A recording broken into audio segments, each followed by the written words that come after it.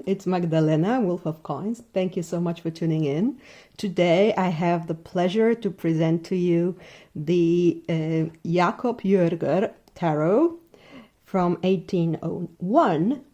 And it is not actually a Marseille deck. It is the, as you can see here, a Besançon deck. And what does it mean? It means it's similar to Marseille, but has like specific features that are different. Specific cards that are different, and I will point them out to you. This is by created by Yves Reynaud from a very well preserved copy from a private collection, and you can see it's very well preserved. Because the images are very crisp and the lines are clear. So yeah, I am very excited to dig into this one. This is my first Besançon deck, and the box is the standard box that we have with other decks from the same publishing house, like the ones I have here, the Jean-Pierre Payen or the Claude Bourdelle. The Bourdelle it has like, this is matte box and this is a little bit glossy, but this is the only difference here. And this is the back of the box. I love how these boxes all have like, you know, crests here. Yeah, they are really nice together, actually. So we have the presentation card in 2 languages, and in French and in English. So there's a bit of history. Jerger was a German who lived in Besançon. I really checked how to pronounce this name. So I hope I'm getting this right, but excuse me if I'm not, because I do not speak French. So, yeah. We start with Le Butler, and the first thing that we can see is special, like, color palette. It's a bit different. It's more saturated and more the contrast is stronger than many other decks. And then we go into one of the cards that are different in the Besançon tradition, namely the cards for the Papess and the Pope are changed into Greek god and goddess. So instead of the Papess, we have Juno. And she's with peacocks that were her birds. And yeah, she's standing on probably like kind of a cloud or something. She is lovely, beautifully cross-eyed. So this is a completely different image to what we are used to. Oh yeah, these are the backs, by the way. Yeah, I wanted it like that. So there's like your regular empress. She is her collar is up to her chin. Somehow she's very like heavily robed. And these look like a bit like wings more than a chair. However, there are some elements of a chair here. So this is one of those examples where the shapes of the Marseille and similar to Marseille decks, where shape just morph into something new. And this is great because you enter this oniric, dreamlike zone where everything can have a different shape, like it can change according to your vision. So this is the Empress, then the Emperor, who is really funny with this, like, this hat is, it looks like the hair is growing out of the hat, the back of the hat, and he has nice stockings. And then the other card that is different, so this is Jupiter instead of the Pope for the 5th card, and here he is holding thunderbolts, and there's his bird, the eagle, and there's also a cloud. So it will be interesting to have these other images in the readings. I'm sure they will have like their own individual shades adding to the meaning of the reading. Very curious. Yeah, I really, when I was looking on the internet and Yves's on Yves's page, I really wanted all of them, but I couldn't have all of them. So yeah, you know, I had to decide.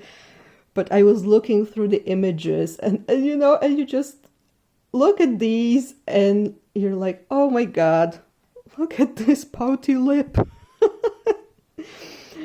Oh, it's hilarious. And those tiny heels here. He's so charming. And these wings here, they look a bit like ladybug wings because they have like dots. What's that? It's not feathers, it's more like insect wings. Isn't that interesting? Yeah, and it says here it's France and Jerger, so the name of the creator.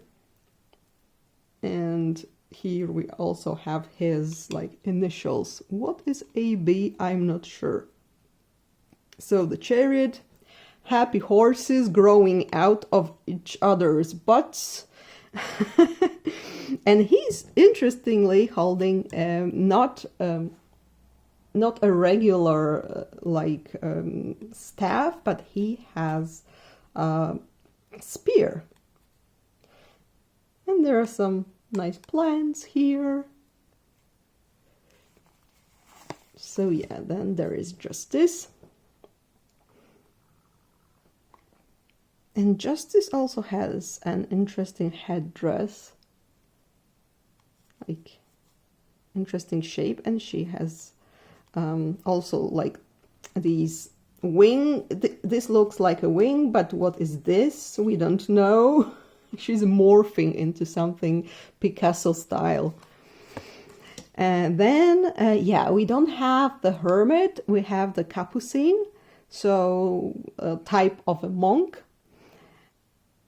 But he's, you know, he looks like a hermit basically, only he has his hair short. He has the lantern.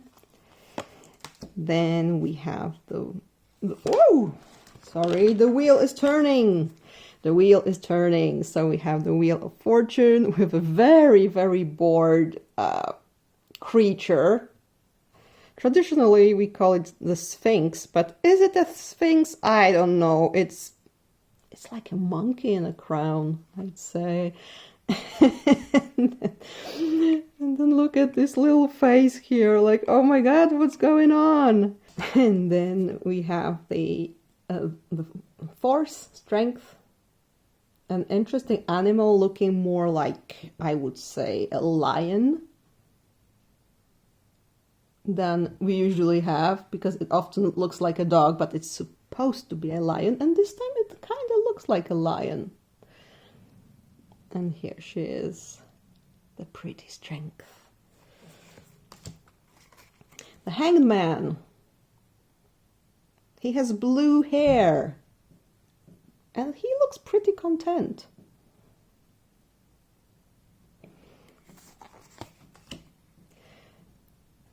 13th Arcanum, traditionally without the name. And I love this mustached king here. He's so pensive. And Death is pretty content. temperance. And as you can see, again, there are many typos here, misspellings. So it's temperance with an N. Some of the letters are sometimes flipped.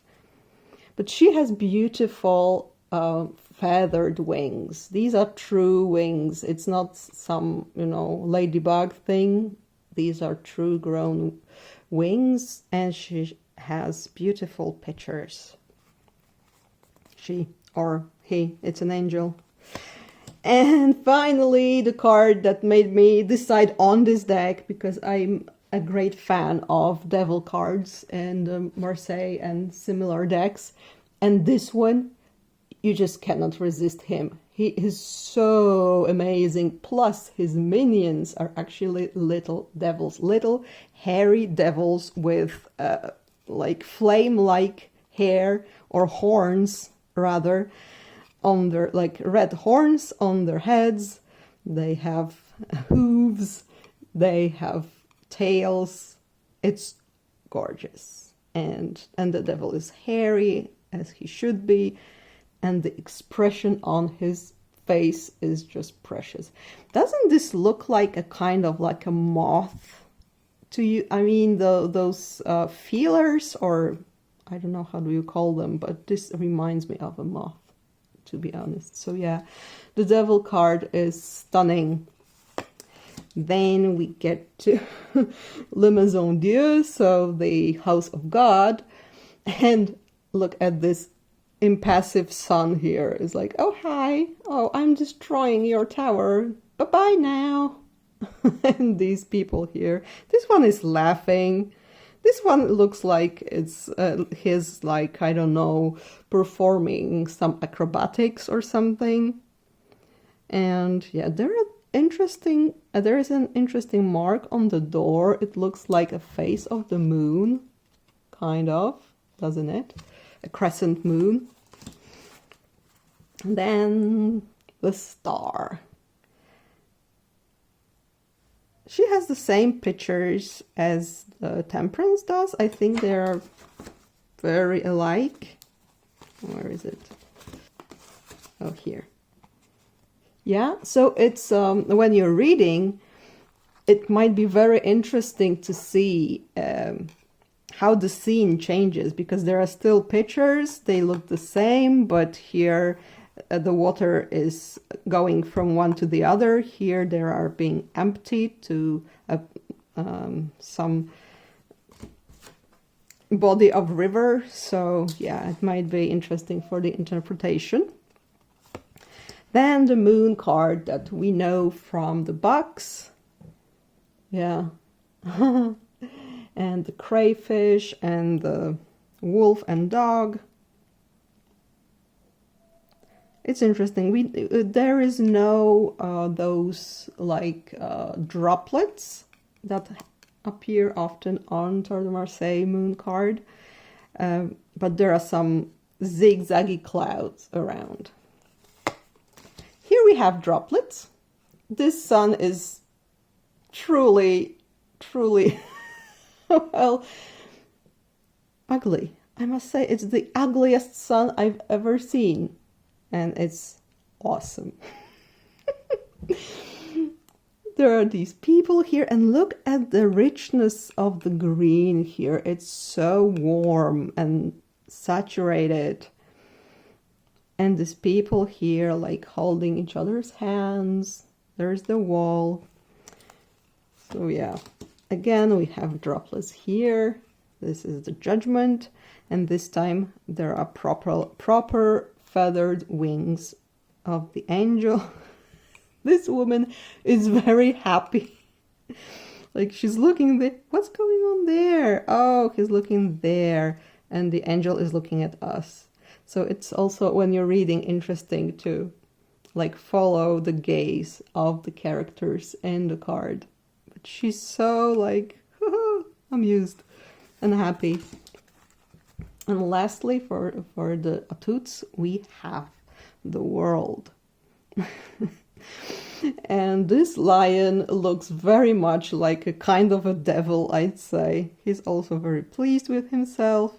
There is a very neat angel and a pissed off eagle, none of which have a halo. There are no halos here. And then in the center, this person is holding their tie. So it's also different to what we know, like holding either a kind of a stick or some round object. Here she's holding her tie. And lastly, the Fool. And this, oh yeah, I think it was this card that made me decide that I'm getting this this deck. This cat here, because I think it's a cat. This cat here, like munching on his calf, and there's a little flower here, like he's walking. This one is munching on him, and this scene is just perfect. And look at this, those shoes of his, pretty neat. So yeah, the munching cat. Then we get to batons. This ace of batons is very richly decorated with grapes, and so with fruit and with flowers. And then two of batons. The foliage is pretty big, like it's pretty expansive. The leaves are big. Here the batons are not really colored for some reason. Also here and also here. So we start with red ones, but then they are just white. 7, 8, 9 with no foliage, as often happens, and the 10. So these are red, but these are white. And then the page of batons. So valet, and again, cute little boots. And he's holding like a huge baton.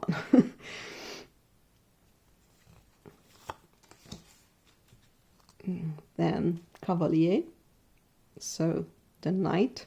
And I must say, this horse looks like, well, there's like the horse, and then there is like a longer neck, and like it's prolonged. It's very strange. A bit like a, I don't know, a giraffe or something.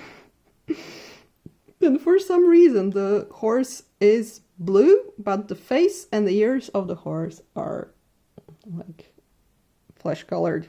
I don't know. And I like the curls of the knight. So here, this is interesting. The Queen of Batons, she's actually not sitting. She is standing, and she doesn't have this huge like club. It's more like a stick. And she has those, what you call them, a fur of ermines? You know what I mean, those expensive furs. So she's really regal here, and she's standing. And cool. The King of Batons has a stylish mustache.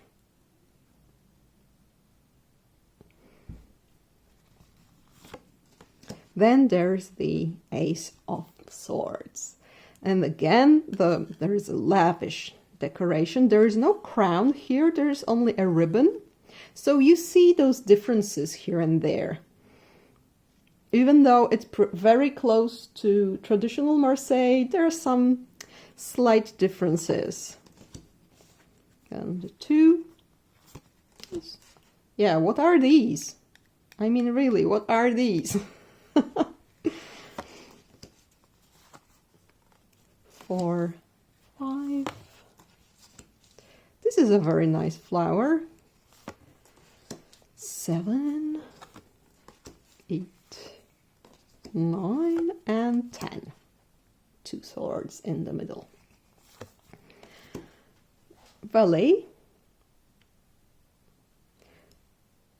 he still has a smaller sheath than his sword is, but it's a bit more proportions are a bit better than are very often in Marseille. Like he has this tiny sheath and this huge sword. But yeah, he's nice. Oh my god, the horses are the best. I mean, look at those legs. What is this? I love it. And the horse is seen from the profile. And the face on the armor of the Knight of Swords is a bit grumpy. He's so impassive, but this face is probably, you know, betraying his real emotions. Like, oh, no, I'm okay, everything is fine, going forward, but really he's grumpy. And he's not very stable on this horse. So I'm already getting into interpretation mode, just giving you some ideas.